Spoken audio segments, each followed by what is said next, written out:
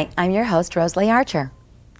It's a new year, and with that, New Year's resolutions. We make them, we break them. Sometimes we have the same exact New Year's resolution year after year. I'm tired of my job.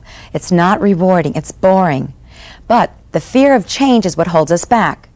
Tonight we're going to have our guests tell us how they broke through the barriers of change, got all over their fear, and really went into some very unique professions. And breaking those barriers of fear, we have Marta Luzim, which is a therapist and a writer, and she does transformative process lecturing.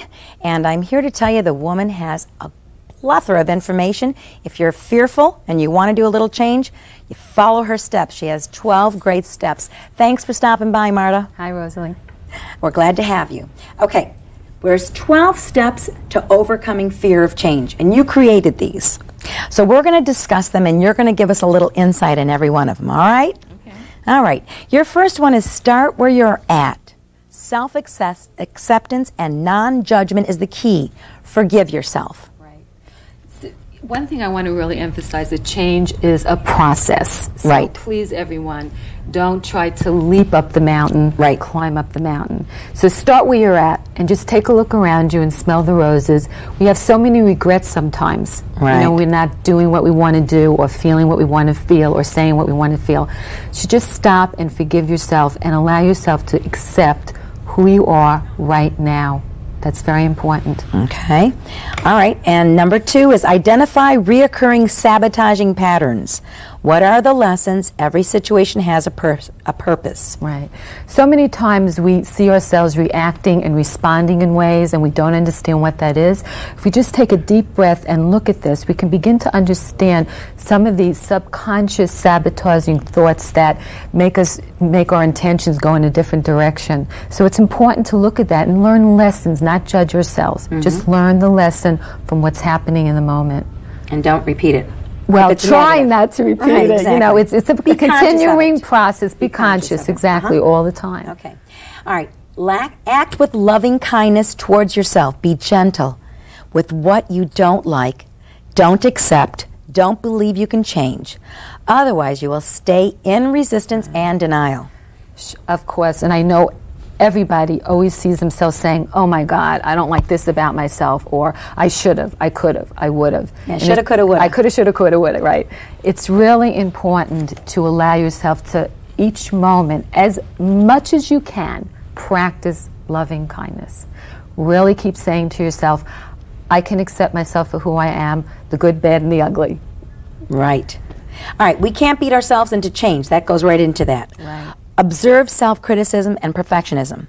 So many times when we're wanting to change and reach towards our dream, which is really our birthright to have, we really go into this beating ourselves. I have to get there. I don't have enough time, expectations and conditions, and we need to really just allow ourselves to just stop doing that. Stop trying to be perfect all the time. We're human beings. Yes, that's who we're we are. Subject to fault. Exactly. Okay, remember what your focus is and what you have focused on and created. Right. We create whatever we focus on. So many times we keep looking at what we don't have. Right. And when we do that, I don't have this, I don't have that, you're going to keep creating that, because what we do is create that energy to happen. Right. So really keep looking at what I do want. Have, right. And be grateful for what you do have, and keep moving in that direction. All right, this one I really like. Embrace your pain with love. Change means letting go a mourning period, anger, fear, grief. Allow time to honor your feelings. Absolutely. This is one of sometimes the most difficult step for many of the people that I work with, is allowing that time, because they're so surprised to find out that in this change, all of a sudden they start to feel sadness or anger or all kinds of grief. And it's important to allow the time to really be with yourself, to go within and meditate, and to allow that space to heal, because change sometimes is a recovery process. Without a doubt. Oh, I agree. Stop being so busy. Guidance comes to those who are still. Go within. Right. In other words, you need quiet time to think about what's happening. Absolutely. I mean, this busyness, especially in the society we live in. Sometimes we think if I'm just busy and doing, then I'm going to make my dream, I'm going to force it to come true. But busyness always creates a lot of resistance, creates anxiety. So we need to stop and go within and take time for ourselves. It's very important. Okay. The number 8 is detox from crazy makers and crazy making. I like that.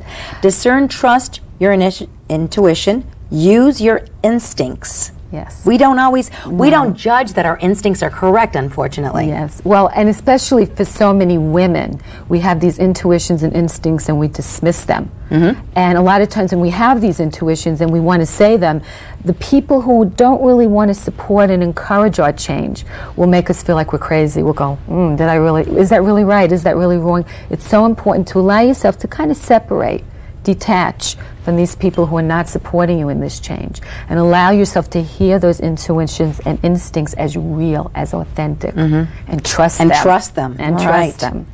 Okay, the next one, number 9, is take small, doable steps towards your dream. If you make one step towards your dream will make one step towards you. I love that one. And that's absolutely true. I mean, how many times do people want to just take that leap, or they become overwhelmed? And we can't learn to play a whole piece on a piano unless we play one note, say one thought, give one opinion. And we have to take just that one step. And as we do that, we create the energy to have it come towards us. The flow of it will come towards us. All right, trust the process. Have faith. Right. Well, faith is the most important ingredient to this whole entire process, because there are going to be so many moments when we're going to doubt, and we're going to have our up times and we're going to have our down times. So whatever it is that you do to create that faith is so important, to sit down and just allow yourself that time to believe in yourself. Believe in yourself. And whatever voices are in your head, to try to just have that faith and say, I'm valuable and I can do this. All right, the next one is find specific ways to support yourself through the fear. Identify your specific needs and be creative. Go get a massage, journal write, meditate, walk, talk to a friend. Right.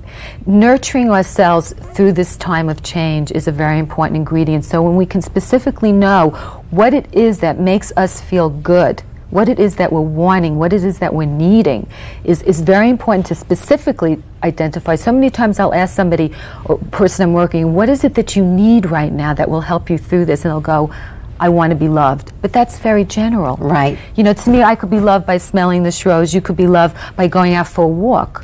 So we really need to know. And that's such an important way of getting in touch with our instincts and intuition. So you have to know yourself before you know your specific needs. Exactly. Okay. Be patient, persistent, open. Learn to receive as well as give. Never give up. Just like our little Lisa said, never give up. Exactly. And this whole idea of persistence, just falls into line with the whole having faith and reaching for our dream and believing that this is our birthright, and just to allow yourself to be open and receive. So many times as women we think we have to just always give, but receiving so we can rejuvenate and resurrect all of our dreams and desires is very important too. And this helps us to not give up. Right. Now, Marta, before we leave, I want you to give a little bit of insight, real quick, in a couple of sentences, on what you do as far as your lectures. Well, right now, in my lectures, it's more seminars and facilitating seminars, is that I work with women through a process and training to help them through all these 12 steps. Oh, that's and great. It's a recovery process, like I said, of self-awareness, observation, and of manifesting and visualizing a dream, and then going through whatever it is that's causing that block and that obstacle stopping us. And like I said, it's a constant process. Towards that dream. That's exactly what we have to do. We have to constantly go through the process and work all our difficulties out. Every day. Well, I'm going to also give you one of these lovely roses, and thank you so much for sharing your 12 steps with us. And if you're interested in her 12-step program, we are going to have it on our information resource list at the end of the program. And thanks again for coming by and see us. Thank you. Now, what I want everyone to do is to take those 12 steps, go out into the community, take care of yourself, find out your specific needs, and love yourself. Until next time, I'm Rosalie Archer. Thanks for listening.